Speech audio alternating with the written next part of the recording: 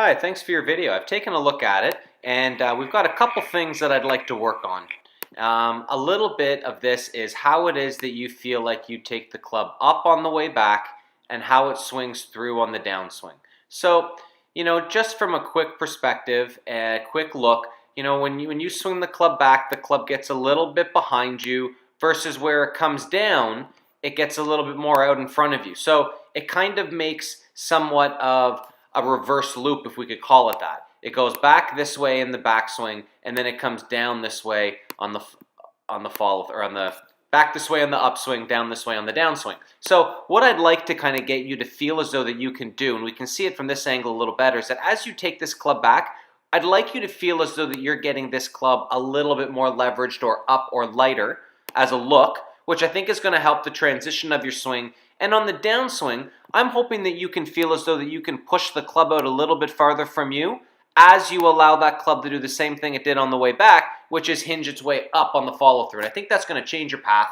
change how you strike the ground a little bit, but mostly I think that's going to change your speed. So if you could feel as though that club got vertical on the way back right here, and then swing it through and get it vertical on the follow-through, I think that it's going to change your flight for the better. And if you take a look at this video, I think I've explained it fairly well.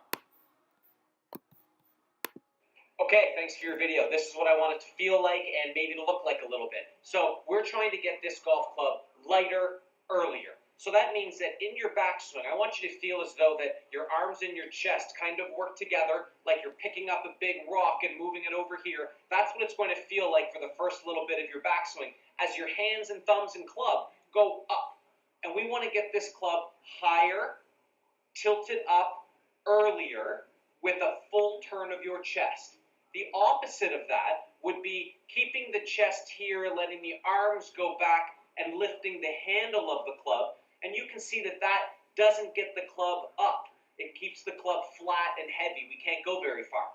So we want to try and feel as though that we can get a full turn of the chest back and arms working at the same time as the club works its way up. And then from here, we're going to lift it up a little bit, and I want to see what you can do in your downswing to feel like you can swing all the way through and feel like your finish can be longer out this way.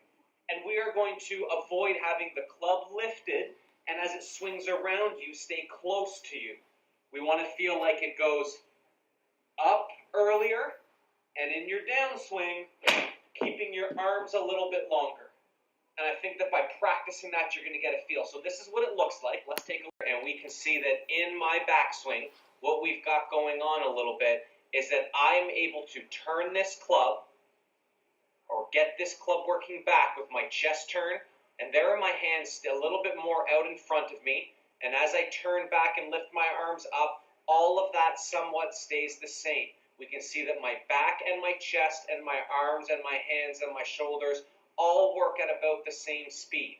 But we want to try and get the club vertical, as we can see here, vertical, earlier in the swing. Notice my arms almost even with the ground here, keeping my arms long so the hands are far away from the chest. And if that's what you can feel like you work on, I think that you're going to see a big advantage in your swing.